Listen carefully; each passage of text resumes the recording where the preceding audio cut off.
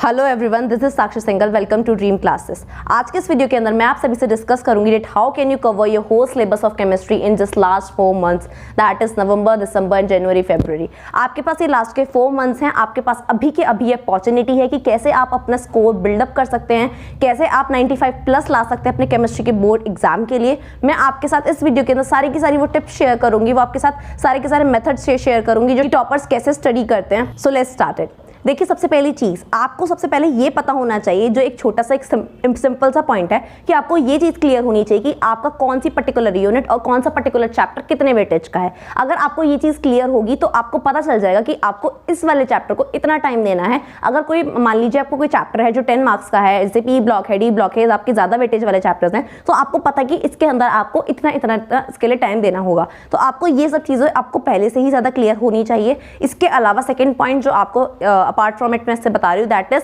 आपको ये पता होना चाहिए कि आपके रिड्यूस टॉपिक्स कौन से हैं, रिड्यूस चैप्टर कौन से हैं, जिससे कि जब आप अभी पढ़ने के लिए बैठें तो आपको तो अभी तो पता है कि ये वाला टॉपिक डिलीट हो चुका है, अभी आपके टीचर्स आपको पढ़ा रहे हैं, अभी आपको सारी चीजें पता है। लेकिन जब आप बोर्ड के टाइम पे वो रिवाइज कर रहे होंगे, लेकिन जब आप वहाँ पे कंफ्यूज हो जाएंगे कि ये वाला टॉपिक मैंने छोड़ दिया था या फिर ये वाला टॉपिक मेरा नहीं हो पाया था, ये चीजें आपको वहाँ पे प्रॉब्लम ना करे, तो इससे पहले एक अलग से अपनी सेपरेट लिस्ट बना लीजिए, जिससे कि आपको पता चल जाए कि ये वाले आपके रिड्यूस टॉपिक्स हैं, या फिर आप वहीं के वहीं उन टॉपिक्स को मार्क कर लीजिए जिससे भी चीज से आप पढ़ रहे हैं। तो देखिए, सबसे पहले टिप मैं आपके साथ जो शेयर करूंगी वो ये है कि कोई भी सब्जेक्ट आप पढ़ रहे हैं, अगर आप उसके अंदर अपना स्कोर बहुत अच्छा लाना चाहते हैं, अगर आप उसके अंदर 95 प्लस लाना चाहते हैं, तो अपना एक ही सोर्स रखिए। इट मीन्स अगर आप अभी केमिस्ट्री अपनी एनसीईआरटी के थ्रू पढ़ रहे हैं, अगर आप लाइन टू लाइन अगर आप अपनी एनसीईआरटी के थ्रू एक एक चीज को क्लियर करते हुए चल रहे हैं, अगर क्वेश्चन आंसर्स एक्सरसाइज कर रहे हैं, इंटेक्स क्वेश्चन कर रहे हैं, तो आप उसी को फॉलो कीजिए। अगर आपके कोई पर्टिकुलर ट्यूशन के नोट्स हैं, जब कहीं कोचिंग पढ़ते हैं, ऑनलाइन क्लासेस आप जो भी कहीं से भी आप ले रहे हैं, तो आप अगर उन्हें फॉलो करते आए हैं अभी तक, उन्हीं को फॉलो कीजिए। लास्ट टाइम पे किसी भी तरीके से कहीं पे भी डाइवर्ट होने की जरूरत नहीं है, कुछ भी ऐसी चीज उठाने की जरूरत नहीं है कि कोई भी आपको किसी ने बता दे कि लास्ट टाइम पे ये चीज उठा लो, लास्ट टाइम पे ये वाली चैप्टर बुक उठा लो। आपको कोई भी इस तरीके की बुक में पढ़ने की जरूरत नहीं है कि उसने इससे पढ़ा था, उसके आ गए तो मैं भी इससे पढ़ूंगा तो मेरे भी इतने आ जाएंगे। नहीं, ऐसा नहीं होता कि हर किसी का तरीका पढ़ने का अलग होता है, हर किसी को अपने टाइम पे जो चीज मिली हुई है, हर किसी को अपना जो सोर्स मिला हुआ है, हर कोई उसी को प्रेफर करता है। तो अगर आपके पास अभी ट्यूशन के नोट्स हैं या फिर अगर आपके कोई कोचिंग के नोट्स आपके टीचर्स ने बनवाए हुए हैं, अगर आप अभी तक उन्हीं से पढ़ते आए हैं, जो आपके अभी तक प्रीवियस ईयर से आप तक अभी तक उन्हीं में से पढ़ते आए हैं, तो आप उन्हीं को प्रेफर कीजिए। उसके अलावा आप देखिए कि आपको सबसे ज्यादा टफ चीज कौन सी लगती है। हाँ, ये टाइम है, आपको अभी आपको जो टाइम मिला हुआ है ये 4 मंथ्स का, तो आप अभी इसमें देखिए कि कैसे आपको कौन कौन सी चीजें हैं जो आपको टफ लगती हैं। जैसे कि एग्जांपल, अगर आपको फिजिकल केमिस्ट्री टफ लगती है, अगर आपको फिजिकल केमिस्ट्री की डिजिट्स में सॉल्विंग करने में, लॉग निकालने में, या फिर आपको छोटी छोटी चीजें हैं जिनमें आपको क्लियर नहीं होती हैं चीजें, अगर वो आपको क्लियर नहीं है, अगर आपको फॉर्मूलाज क्लियर नहीं है, तो उन्हें अभी के अभी क्लियर कीजिए। ये आपके पास वो वाला टाइम है जब आप अपनी टफ से टफ चीजों को बहुत ज्यादा क्लियर कर सकते हैं।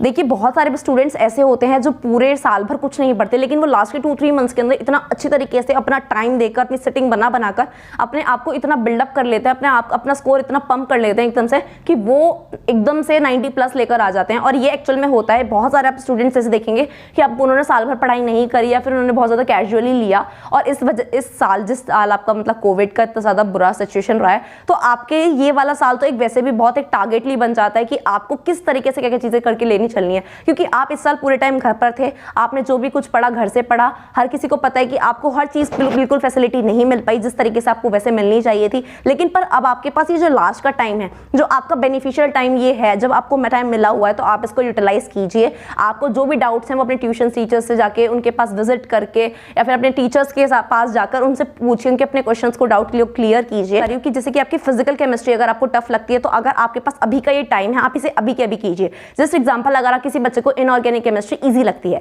कुछ बच्चे होते हैं जिन्हें इनऑर्गेनिक केमिस्ट्री इजी लगती है, कुछ होते हैं किसी को ऑर्गेनिक लगती है, किसी को फिजिकल लगती है। हर किसी का अपना अपना वो होता है कि किसको क्या चीज अच्छे से समझ में आ जाती है, कौन किस पे ज्यादा अच्छी तरीके से ग्रैप कर पा रहा है। तो अगर आपको कोई पर्टिकुलर चीज हार्ड लगती है, तो उसे अभी के अभी कीजिए, उसे बात के लिए बिल्कुल मत छोड़िए। अगर आपको कोई चीज लगती है कि हाँ, ये वाली चीज मुझे थोड़ी सी ईजी लगती है, कि इसे मैं नवंबर दिसंबर तक के टाइम पे करूंगा, तो मैं इसके अंदर तब भी अच्छा स्कोर कर सकता हूँ, या फिर मुझे एक बार टीचर ने समझाई, मैंने घर पे आकर इसको देखा और वो मुझे बहुत अच्छी तरीके से हो गई कि मुझे लगता है कि अब मुझे इसके अंदर ज़्यादा अपना टाइम खपाने की ज़रूरत नहीं है। तो वो वाली चीज़ें जो आपको लगता है कि हाँ थोड़ी सी ईजी है, उन्हें थोड़ा सा एंड के लिए भी अगर आप छोड़ देंगे तो कोई आपको हार्म नहीं है। लेकिन जो चीज़ें आपको अभी सॉल्व करने में प्रॉब्लम आ रही हैं, जो चीज़ें ऐसी हैं कि आपने पूरा का पूरा सॉल्व कर लिया क्वेश्चन, लेकिन लास्ट में आपको लॉग नहीं निकालना आ रहा, आपको लॉग टेबल लिखना नहीं आ रहा, क्योंकि बहुत सारे बच्चे ऐसे होते हैं सारा का सारा क्वेश्चन सॉल्व कर देते हैं लेकिन उन्हें लास्ट में लॉग टेबल निकालने में, लॉग टेबल देखने में प्रॉब्लम आ जाती है। तो ये सारी चीज़ें अपनी जो आपके डाउट्स हैं ना, ये जो छोटे छोटे माइनर डाउट्स हैं जो आपका पूरा का पूरा गेम बिल्कुल बिगाड़ के रख देते हैं, ये वाली चीज़ें आपको अभी के अभी देखनी है। इस फिजिकल केमिस्ट्री के अंदर आपके थ्योरेटिकल चीज़ें भी हैं लेकिन आपके क्वेश्चंस किन चीज़ों से बन रहे हैं आपको वो चीज़ें देखनी है। अब मैं आपसे बात करती हूँ इनऑर्गेनिक केमिस्ट्री के बारे में। देखिए कुछ बच्चे ऐसे होंगे जिन्हें इनऑर्गेनिक केमिस्ट्री समझ में आती होगी लेकिन उन्हें रिएक्शंस इतनी सारी होने की वजह से वो उन्हें लर्न नहीं हो पाती। तो आप क्या कीजिए, आप उन्हें रिएक्शंस को अभी के अभी लर्न कीजिए जो आपके पास अभी का टाइम है। एक अपना टारगेट बना के रखिए कि इस वीक के अंदर मैं अपनी फिजिकल केमिस्ट्री के सारे वो पर्टिकुलर जो मेरे चैप्टर्स के डाउट है वो मैं क्लियर कर लूंगा। जो मेरे इनऑर्गेनिक केमिस्ट्री की रिएक्शंस है जो मुझे लर्न नहीं हो रही हैं, मैं उन्हें अपना अब इतना टाइम देना स्टार्ट करूंगा, क्योंकि आपके पास कोई वन पर्टिकुलर एक सब्जेक्ट नहीं है, आपके पास और भी सब्जेक्ट्स हैं जो आपको पढ़ने होते हैं। तो उसके अकॉर्डिंग अपने आप को मैनेज करके चलिए कि आपको किस पर्टिकुलर सब्जेक्ट में कितना टाइम देना है।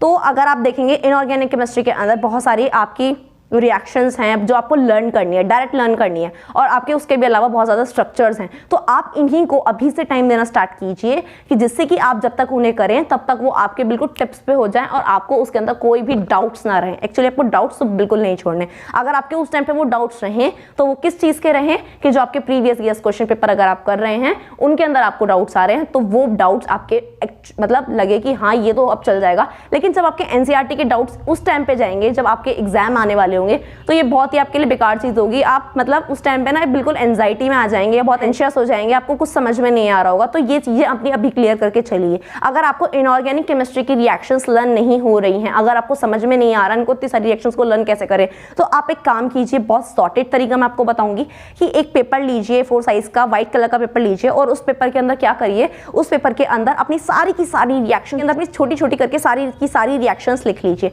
ध्यान रखिएगा अगर आप उसको डिफरेंट कलर पेन से यूज करके लिखेंगे तो आपके लिए और भी ज्यादा इंटरेस्टिंगली उसे लर्न करना इजी हो जाएगा। इससे क्या होगा, आपका थोड़ा इंटरेस्ट बिल्डअप होगा और आपको उसे पढ़ने के लिए भी थोड़ा सा मजा आएगा। जब आप सारी की सारी एक ही कलर से सारे ब्लू या ब्लैक से ऐसे कर देते हैं तो आपको ये सब चीजें ना थोड़ा टायर्ड सा फील करने लगते हैं, आपको बहुत ज्यादा बोरिंग होने लग जाता है ये सब कुछ। तो आपको जो चीज मैंने बताई है प्लीज एक बार इसको ट्राई जरूर करके देखिएगा। अगर आपको रिएक्शंस लर्न नहीं हो रही, आपको डेफिनेटली सारी की सारी रिएक्शंस लर्न हो जाएंगी। और जब आप रिएक्शंस लर्न करें उन्हें रिवाइज भी करें। अगर आपने आज कोई 5 रिएक्शंस लर्न करी, 10 रिएक्शंस लर्न करी तो उन्हें कल रिवाइज करें, अगले दिन रिवाइज करें। तो ये चीज आपके लिए बहुत ज्यादा यूजफुल होगी। इसी के लिए यही चीज आप यूज करेंगे अगर अपने स्ट्रक्चर्स बनाने के लिए, क्योंकि स्ट्रक्चर्स बहुत सारे हैं, बच्चों को स्ट्रक्चर्स लर्न नहीं होते, स्ट्रक्चर्स के ऊपर से डेफिनेटली 1 या 2 क्वेश्चन जरूर आते हैं। तो आप क्या कीजिएगा, एक वही व्हाइट कलर का पेपर लीजिएगा, उस पर अपने छोटे छोटे करके सारे स्ट्रक्चर्स बना दीजिएगा या फिर बहुत सारे कॉलम्स बना लीजिएगा, उसमें छोटे छोटे बॉल पेन से अपने सारे के सारे स्ट्रक्चर्स ड्रॉ कर दीजिएगा। तो इससे होगा क्या, जब आप बार बार देखेंगे, आप एनसीईआरटी जब खोलते हैं तो जब आप बार बार पेजेस को टर्न ओवर करते हैं तो आपको वो चीजें बार बार आप भूलते चले जाते हैं या फिर आप बार बार पेज टर्न ओवर करने में ही रह जाते हैं। लेकिन जब आप एक पेज पे सॉर्टेड वे में ये सारी की सारी चीजें लिखी हुई देखेंगे, आपको ये सारी चीजें इतनी अच्छी तरीके से लर्न हो जाएगी। ट्रस्ट मी, एक बार इस ट्रिक को जरूर यूज करके देखिएगा, आपको बहुत ज्यादा बेनिफिट होगा। मैं आपसे बात करती हूँ ऑर्गेनिक केमिस्ट्री के बारे में। देखिए ऑर्गेनिक केमिस्ट्री बहुत सारे बच्चों को बहुत ज़्यादा टफ लगती है। बहुत सारे बच्चे सोचते हैं ये क्या है, क्या बिल्कुल बेकार चीज़ है, और कुछ बच्चे सोचते हैं कि ऑर्गेनिक केमिस्ट्री इससे ज़्यादा कुछ है ही नहीं। तो ऑर्गेनिक केमिस्ट्री के अंदर आप सबसे पहले लीजिए नेम ऑफ द रिएक्शंस। जैसे कि आपकी नेम ऑफ द रिएक्शंस बहुत सारी हैं, जैसे कि एल्डोल है, आपकी कैरीज आरो है, टिशनको है, बीएससी है, कार्बालामीन रिएक्शंस है। इसके अलावा भी आपकी बहुत सारी रिएक्शंस हैं जो आपको नेम ऑफ द रिएक्शंस के नेम से आती है। इस रिएक्शंस के अंदर आपको रिएजेंट पता होना चाहिए, आपको उनका टेम्परेचर पता होना चाहिए। जो बेसिक चीज़ें हैं आपको इन सब रिएक्शंस की पता होनी चाहिए। ये आपके बिल्कुल नेम ऑफ द रिएक्शंस है, ये नेम से भी आ जाती हैं और इनके वो 2 मार्क्स की 3 मार्क्स की इनके ऊपर सबसे ज़्यादा क्वेश्चंस भी बन जाते हैं। तो आपको ऑर्गेनिक केमिस्ट्री के अंदर इन सब चीज़ों पे मेन फोकस करना है। इसके अलावा जितनी भी आपकी थ्योरेटिकल चीज़ें हैं, जैसे कि आपके बेसिक कंसेप्ट्स हैं, केमिकल प्रॉपर्टीज़ है, फिजिकल केमिकल प्रॉपर्टीज़, उसके बाद से आपकी और भी सब चीज़ें हैं, मैकेनिज्म है, जो से ऐसे हो रहा है, कुछ हो रहा है, तो आपको ये सब चीज़ें रखनी है, लेकिन सेकेंडरी रखनी है। आपको कोई भी चैप्टर करने से पहले आपने ये देखना है कि फिजिक्स इसके चैप्टर के अंदर से कौन कौन से मेन केमिकल रिएक्शंस वो वाली हैं जिनको नेम ऑफ द रिएक्शंस हैं, जिनके ऊपर से सबसे ज़्यादा क्वेश्चन आते हैं। जैसे हुंस-डिकर है, आपकी फिंकलस्टीन है, तो और भी बहुत बहुत सारी रिएक्शंस हैं जो आपको पता होनी चाहिए। ओके,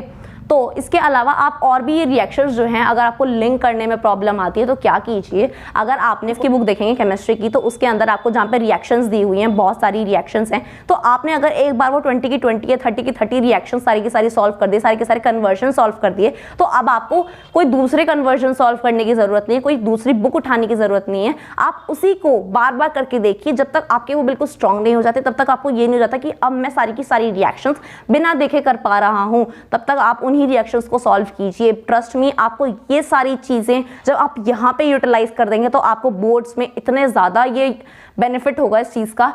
ये तो रही कि क्या क्या चीज़ें आपको किस किस तरीके से पढ़नी है और क्या क्या किस टाइम पे किस तरीके से आपको क्या क्या लेकर चलना है। इसके अलावा भी चीज़ें आपको अपना हर चीज़ का टारगेट बना के चलना है। जैसे कि आपने अपना फिजिकल केमिस्ट्री के आपके 5 चैप्टर्स हैं, उनमें से भी आपका एक चैप्टर डिलीट हो गया है, तो आपको उसके अंदर हिसाब लेकर चलना है कि आपका एक चैप्टर आपका 1 वीक के अंदर हो जाना है। क्योंकि मैं आपको 1 वीक इस टाइम पे क्यों कह रही हूँ, एक सिंगल सब्जेक्ट नहीं है, आपके पास और भी सब्जेक्ट्स हैं, आपको उन्हें भी पढ़ना है। आपके पास फिजिक्स भी है, आपके पास बायोलॉजी भी है, और भी सब्जेक्ट्स हैं, आपको और भी सब्जेक्ट कवर करने हैं। तो एक पेपर लीजिए, एक पेन लीजिए, उसके ऊपर अपना पूरा का पूरा ये चीज़ें लिखिए, अपने आप को टारगेट कीजिए कि मुझे इस पर्टिकुलर महीने के अंदर, जैसे नवंबर के महीने के अंदर, मुझे ये सारे टॉपिक्स अपने कंप्लीट करने हैं एट एनी कॉस्ट। इसी तरीके से अपना दिसंबर का एक टारगेट लेके चलिए कि इस महीने के अंदर मुझे ये सारी की सारी चीज़ें क्लियर करनी है। जो चीज़ें आपको लगता है कि आप बार बार भूलते हैं, जैसे रिएक्शंस आप बार बार भूलते हैं, तो उसे थोड़ा सा आप एंड के लिए छोड़ दीजिए, क्योंकि हमारी जो मेमोरी होती है वो थोड़ी सी शॉर्ट टर्म भी होती है। तो कुछ चीज़ें जो हमें बोरिंग लगती हैं, जो हमें कुछ कम समझ में आती हैं,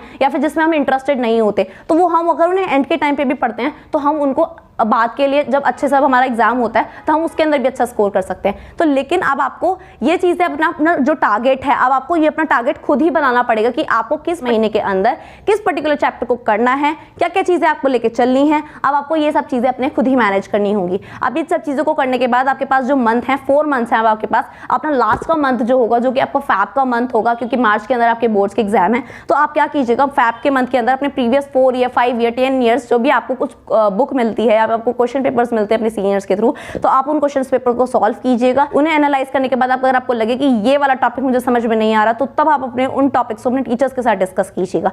तो ये चीजें आपकी ये सारी के सारे स्टेप्स फॉलो करने के बाद आप कह सकते हैं कि आपके 95+ डेफिनेटली श्योरली आएंगे। तो आपको ये सारी की सारी चीजें फॉलो करनी होंगी। अपने हर चीज को अपने अकॉर्डिंग लेके चलिए, किसी को फॉलो मत कीजिए। अब इन सब छोटी छोटी चीजों को अगर आप ध्यान में रखेंगे तो डेफिनेटली आपके 90+ बोर्ड्स में डेफिनेटली आएंगे। ओके, आपके पास ये वोट वाला टाइम नहीं कि आप और टॉपर्स की वीडियोस देखेंगे बैठ करके कि उसने कैसे पढ़ा था मैं उसको फॉलो करूंगा, उसने कैसे पढ़ा था मैं उसको कैसे फॉलो करूंगा। आप अपना टाइम टेबल खुद बनाइए। कोई मॉर्निंग में क्लासेस अटेंड करता है, कोई शाम के टाइम क्लासेस अटेंड करता है, तो आपको किसी को फॉलो करने की जरूरत नहीं है। अपना टाइम टेबल खुद बनाइए, अपनी चीजों को खुद मैनेज कीजिए, किसी को भी इस टाइम पे फॉलो करने की जरूरत नहीं है। अगर आपको केमिस्ट्री से रिलेटेड कोई भी क्वेरी है, अगर आपको कुछ चीज़ समझ में नहीं आ रही है, आपको उन्हें पढ़ने का तरीका समझ में नहीं आ रहा है, अगर आपको समझ में नहीं आ रहा है कि इस पर्टिकुलर चैप्टर में से पर्टिकुलर टॉपिक कौन कौन से हैं जिस पे आपको सबसे ज़्यादा फोकस करना चाहिए, तो आप मुझे इंस्टाग्राम पे भी मैसेज कर सकते हैं। मैं अपना इंस्टाग्राम का लिंक जो है डिस्क्रिप्शन के अंदर दे दूंगी।